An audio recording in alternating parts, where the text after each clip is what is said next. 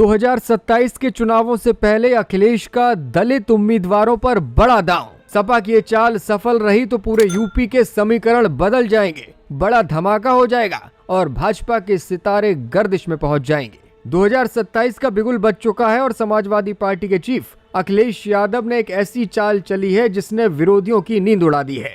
क्या आपने कभी सोचा है कि सामान्य सीटों पर जहां कोई भी चुनाव लड़ सकता है, वहां अखिलेश यादव दलितों को टिकट देने का मन क्यों बना रहे हैं? आखिर क्या है सपा का वो सीक्रेट सर्वे जिसने कुछ मौजूदा विधायकों के टिकट कटने का बड़ा संकेत भी दे दिया है? अखिलेश की रणनीति न सिर्फ बसपा को खात्मे पर ले आएगी, बल्कि भारतीय जनता पार्टी ने जो सामाजिक समीकरण बनाए हैं वो भी पूरी तरह से ध्वस्त हो जाएंगे। इस रणनीति को लागू करने में सपा अक्सर नानुकुर करती रही है, लेकिन 2024 के लोकसभा नतीजों ने आत्मविश्वास से अखिलेश यादव को भर दिया है और 2027 के विधानसभा चुनावों के लिए सपा ने इस ओर कदम बढ़ा दिया है।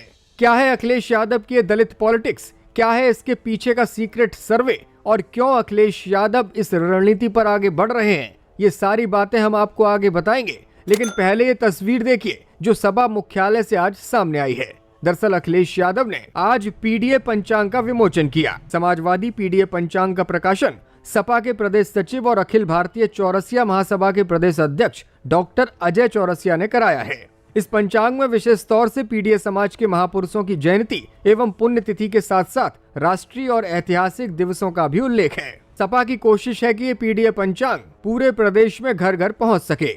एक ओर जहां अखिलेश यादव पार्टी को आगे बढ़ाने की रणनीति बना रहे हैं, दूसरी ओर उनके और उनके खिलाफ साइबर षड्यंत्र का दौर भी चल रहा है। साइबर अपराधियों ने अखिलेश यादव की धर्मपत्नी और मैनपुरी से सांसद डिंपल यादव का एक आपत्तिजनक वीडियो सोशल मीडिया पर वायरल किया है। ये वीडियो इतना आपत्तिजनक है कि हम आपको नहीं दिखा सकते, लेकिन इस पर अब सपाइयों का आक्रोश फूट रहा है और एफआईआर कराए जाने की तैयारी चल रही है। चलिए अब अखिलेश यादव की दलित पॉलिटिक्स की बात करते हैं। समाजवादी पार्टी में लगातार मीटिंग्स का दौर चल रहा है और इन मीटिंग्स के जरिए 2027 के लिए क्या सफल सियासी गणित होगा, इसकी खोजबीन की जा रही है। सपा चीफ अखिलेश यादव ने एक गुप्त सर्वे भी कराया है और ये जानने की कोशिश की है कि अलग अलग सीटों पर क्या जातीय समीकरण सपा के लिए मुफीद साबित हो सकता है।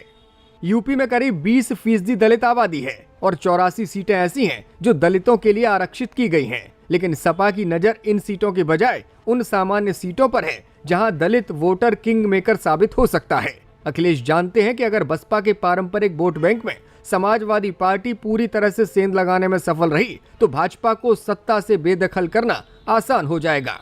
अखिलेश यादव ने इस प्रयोग का ट्रेलर 2024 के चुनावों में दिखाया था। फैजाबाद हाई प्रोफाइल सामान्य सीट होने पर भी यहां से दलित नेता अवधेश प्रसाद को पार्टी ने टिकट दिया था और उन्होंने जीत हासिल करके पूरे देश को चौंका दिया था। वहीं मेरठ सीट पर भी अखिलेश यादव ने सुनीता वर्मा को टिकट देकर सभी को चौंकाया था। उन्होंने भाजपा को कड़ी टक्कर दी थी, लेकिन यहां से उन्हें जीत हासिल नहीं हो सकी। खबर यह है कि अखिलेश यादव ने फील्ड में अपनी स्पेशल टीमें उतार दी हैं। ये टीमें जनता का मूड भांप रही हैं। सूत्रों के मुताबिक अब इस सर्वे की रिपोर्ट अखिलेश यादव तक पहुंच रही है और इस रिपोर्ट में चौंकाने वाली बात सामने आई है कि सपा के कुछ मौजूदा विधायकों के खिलाफ जनता में आक्रोश है और इनके टिकट जल्द ही काटे जा सकते हैं।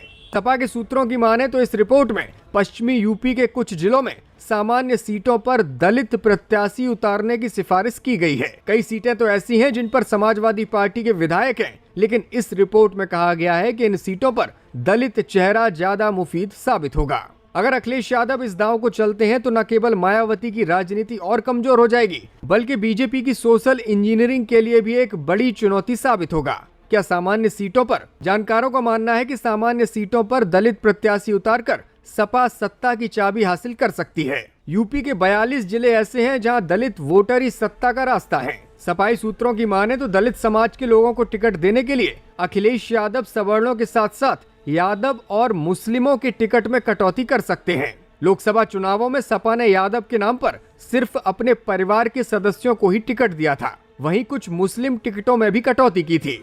सपा लगातार ये मजबूत संदेश दे रही है कि वो सामाजिक न्याय की पक्षधर है। संभावित यादव दलित टकराव को रोकने के लिए समाजवादी पार्टी यादवों का टिकट काटने पर गंभीरता से विचार कर रही है। सपा कार्यालय पर आयोजित एक मीटिंग के बाद पार्टी के प्रदेश अध्यक्ष श्यामलाल पाल ने भारतीय जनता पार्टी पर निशाना साधा और भाजपा को आरक्षण विरोधी बताया। जहां पर भारतीय जनता पार्टी ने पूरे देश के मानव के साथ नफरत का बीज बोया, नफरत के माध्यम से शासन सत्ता हासिल की है। आज पूरी तरह से उत्तर प्रदेश के उन लोगों में जिनके रगों में बाबा साहब का खून है, और निश्चित रूप से आने वाला दिन बाबा साहब के सपनों का भारत बनाने के लिए चाहे जिस नतीजे पर जाना पड़ेगा, उत्तर प्रदेश से ऐसी तानाशाही की सरकार को हटाने का काम करेंगे, क्योंकि भारत का ये लोकतंत्र पूरे विश्व के लोकतंत्र में सबसे बड़ा लोकतंत्र है। लेकिन इसी लोकतंत्र में नई संसद में इन लोगों ने संविधान के स्थान पर लोकतंत्र के गर्भ में सेंगोल का बीज रोपण किया है, सेंगोल को बड़ा कर रहे हैं, सेंगोल को विकसित कर रहे हैं। अखिलेश यादव भी लगातार कुछ इसी अंदाज में भाजपा पर हमलावर हैं। डबल इंजन वाली सरकारें हैं, ये दूसरों के काम अपने काम बना रहे हैं, इनके पास नया काम नहीं है। 100 दिन 125, ये कौन सी नई बात हो गई? आप तो कहते हैं कि आपका बजट न जाने कहां पहुंच गया, पर कैपिटा इनकम बहुत है, आपकी इन्वेस्टमेंट बहुत आ रहा है, तो आप दिन क्यों नहीं बढ़ाते हैं? आप कम से कम 200 दिन करिए। खुशी तो तब होती जब आप 200 दिन से ऊपर ले जाते रोजगार और काम देते लोगों को। इस बीच सियासत में AIMIM के चीफ असदुद्दीन ओवैसी की भी एंट्री हो गई है। उन्होंने अपने ही अंदाज में समाजवादी पार्टी को घेरा है।